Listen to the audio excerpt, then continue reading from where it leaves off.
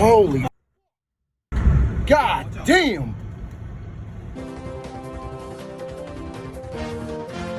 El terrorista número uno, era el tipo que supervisaba las operaciones militares en el Líbano, el tipo que supervisaba Hezbollah. Hezbollah y lo que nosotros hablamos el otro día de Israel, del PIJ. Soleimani también se encargaba de eso, lo fundaba. Era la Hamas. mente Hamas. Es el mastermind detrás de Hamas y de Es la Hezbollah. mente maestra. Y no, de Hezbollah no, del organismo terrorista chiita en Irak. Se lo echaron. No, de Hezbollah, De Hezbollah y el también. otro del PMU.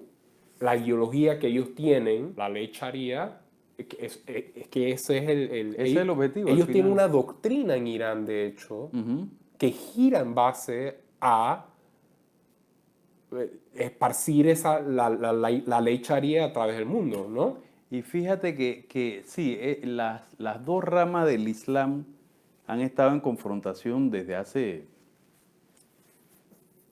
1000 años, más o menos, Sí. 1000. Los chiíes con los suníes. Exacto, pero esa confrontación había entrado en pausa desde hace buen rato, por lo menos desde hace más de 200, 250 años. Y más que nada porque el principal país chiita es Irán y Irak también. En Irak estaba todo controlado porque había más o menos armonía entre sunitas, chiitas y kurdos por la mano dura de Saddam y demás.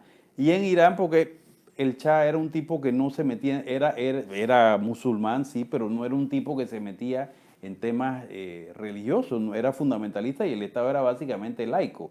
Cuando deponen al Shah, la cosa cambia. Entonces estos tipos entran en una fase beligerante, chocan con los salafistas sauditas y ahí tenemos 40 y pico de años en este relajo. También me llama la atención, luego del ataque de precisión de Trump, de una vez salió el reino de Saudi Arabia con un comunicado diciendo que ellos por favor llamaban a la calma. Básicamente dijeron, no, aguanta. Entiendo que te mataron a tu comandante, a tu número 2 de las Fuerzas Especiales Quds, pero a mí no me pegues. El número uno de las Fuerzas Especiales. El número uno. El número dos dos en jerarquía en el en país, Irán. porque el que manda es el Supremo Ayatollah y el número 2 era este tipo. El Supremo Ayatollah Khamenei, ¿cierto? Khamenei creo que es. Sí. Entonces sí, ese no fue el mensaje más... Yo siento y tengo la impresión de que esto nunca lo voy a poder confirmar, porque cuando salga la información pública ya yo no voy a estar por aquí en este planeta, que hay intenciones de Trump de negociar con Irán. Sí, definitivamente. Y Soleimani era una piedra en el zapato con el cual no se podía negociar. Además de que el tipo debía varias cuentas pendientes de manera reiterada. Hay un meme por ahí. Solo el año 2019 fueron más de 5 atentados donde el mastermind era él. Soleimani. Y Estados Unidos dijo, basta, o sea, con este tipo no podemos llegar a un entendimiento con Irán. Y además de que es una piedra en el zapato y hay que removerla, hay que mandar un mensaje. O sea, si quieres negociar conmigo, vamos a sentarnos a negociar en serio, pero este tipo me la debe y me la va a pagar ya. Y el mensaje es, si Estados Unidos siente que Irán lo está agrediendo, los que sean responsables de esas agresiones van a terminar igual que este tipo. Y el responsable principal era Soleimani porque él era el dirigente de todas las fuerzas proxy. Así es. Que, imagínate, solamente en Yemen con los hutíes, todo el tema que ellos tienen ahí. Solamente ahí. Tienen 2, 3 años de estar en guerra. O más. Más, mucho más. Entonces, por eso, de nuevo, yo también encuentro ese mensaje que mandó Saudi Arabia un poco así como distanciándose de todo eso. Y bueno, y también que el mismo liderazgo de Irán le dio esa rampa de salida a Trump cuando ellos establecieron, ok, nosotros ya tuvimos nuestra venganza, los atacamos de vuelta, si Estados Unidos nos ataca a nosotros no vamos a hacer más nada. Y Trump sale y dice, no vamos a hacer nada, No hemos sufrido no daño. sufrimos pérdida de vida humana, el daño a la base fue mínimo, que fue mínimo, digo, contemplando que es una base grande. Pareciera que fallaron a propósito los misiles. Ujú. Y eso tiene dos lecturas. Uno, salvo la cara frente a mi país y frente a mis radicales, y digo que tomé acciones de retaliación. Y dos, hey, disparé unos misiles, pero no te hice daño, así que podemos seguir conversando. Exactamente, estoy de acuerdo contigo. Muchas otras personas también especulaban que también era en gran parte lo que sucedió fue porque Estados Unidos ya estaba preparado, ellos ya se habían metido y que Irán, su intención sí era causar la pérdida de vida humana. Y si ese fuese el caso, creo que Irán entonces demostró una ineptitud muy grande militarmente. Entonces, yo creo que la vía por la cual ese evento como tal es más interpretable es precisamente que Irán sí tenía la intención de ofrecer esa ruta de salida, pero al mismo tiempo el ayatollah salió en Twitter luego diciendo que esto no había sido suficiente y la venganza iba a continuar.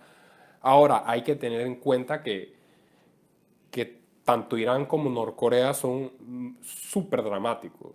Sí. Es una novela lo que ellos, Sí, sí, ellos sí, siempre sí. prometen No, mares además, de fuego. yo vi unos videos del Supremo Ayatolá que le dio un ataque como una epilepsia, llorando y golpeándose porque habían matado. Yo, ¿cómo yo puedo tomar un país así en serio? Exacto. No, y después todo el equivalente de la asamblea de ellos cantando muerte a Estados Unidos, ¿no? Es una cosa como, me explico, pero, y luego por otro lado tomas esa acción, independientemente de cuáles fueran las decisiones que Trump fuese a seguir, independientemente se le va a criticar. Eso es fijo. No, con todos los mass media en contra de él, esperando cualquier pequeño resbalón para criticarlo, y si no resbala, se lo inventan igual para criticarlo, eso era de esperar. Pero las acciones yo creo que han sido claras en el sentido de que, uno, se trataba no de declararle la guerra a Irán, sino de eliminar un objetivo legítimo, porque era un Terrorista. mastermind del terrorismo. Con no solo Estados Unidos, muchos organismos de inteligencia de otros países, que no puede decirse que son lacayos de Estados Unidos, habían acreditado eso, que este tipo estaba detrás de muchos organismos terroristas. Él era el que dirigía a Hezbollah y dirigía a Hamas, que son reconocidos como organismos terroristas incluso por Naciones Unidas. Así que eso ya era una muestra del tema. Y lo otro, las propias declaraciones de Trump después del golpe son, yo no tengo intenciones de provocar una guerra con Irán. Si Irán no escala esto, yo tampoco voy a escalar. O sea, el objetivo quedaba claro que era simplemente eliminar una amenaza inmediata. Había reporte de inteligencia, hombre, podemos dudar de la veracidad de estos reportes de inteligencia, dado que tenemos el antecedente de la guerra de Irak de los Bush, que al final no se encontraron armas de destrucción masiva.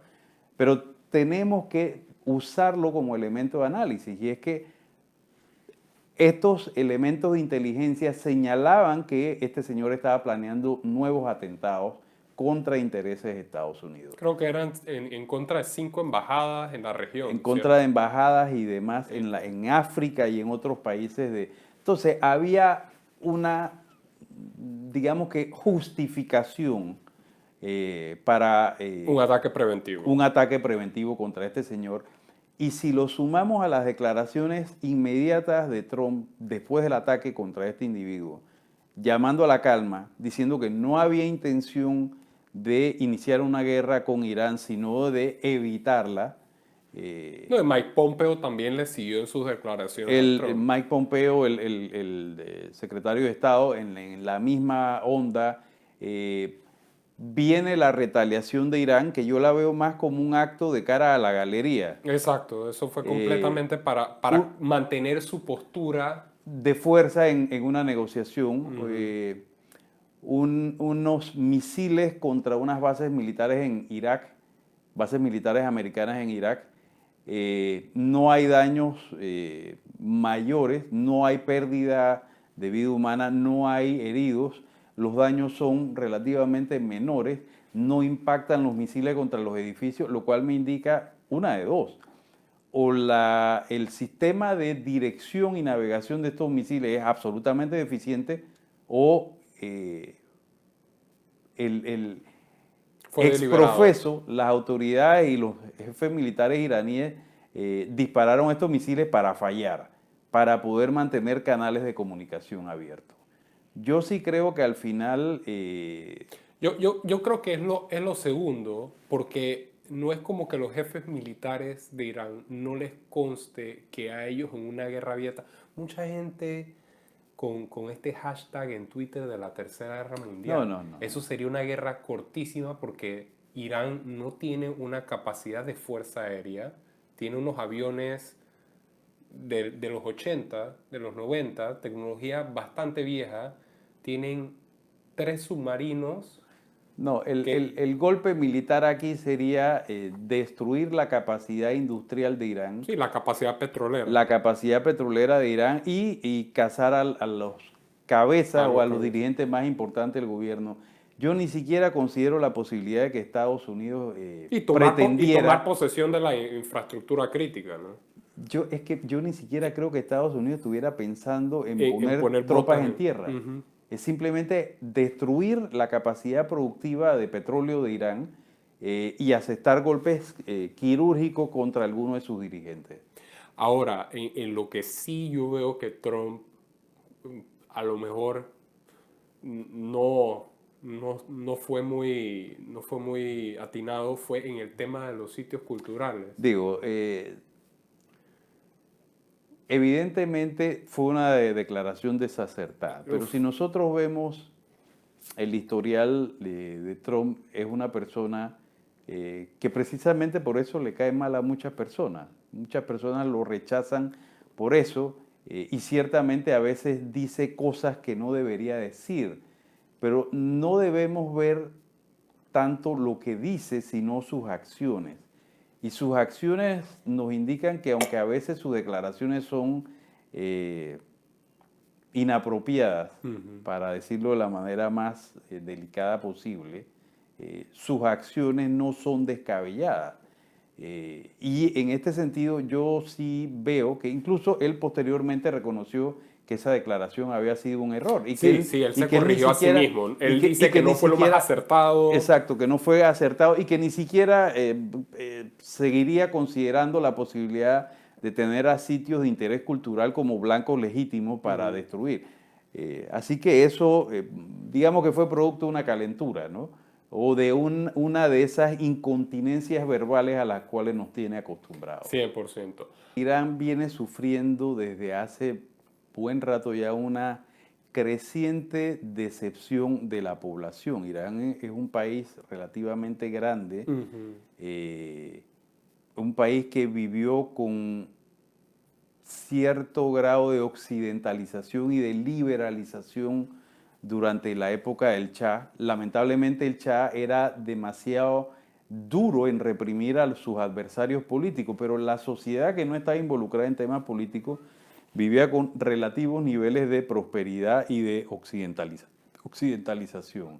Las libertades de las cuales gozamos en Occidente no estaban sometidos a esta dictadura del vestuario o de las normas religiosas.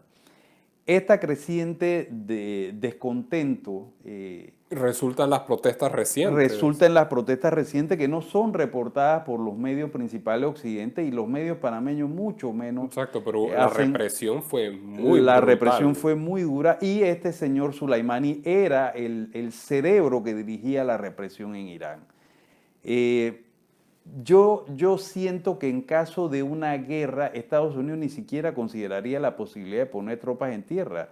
Sería simplemente destruir la capacidad militar de Irán, destruir la capacidad petrolera de Irán y destruir a algunos dirigentes o dar de baja a algunos dirigentes de Irán, y eso fortalecería o le daría un nivel de igualdad a la oposición iraní de poder derrocar a ese gobierno. Yo no veo aquí la posibilidad de poner tropas en tierra ni nada de eso, simplemente es lo que digo, ¿no?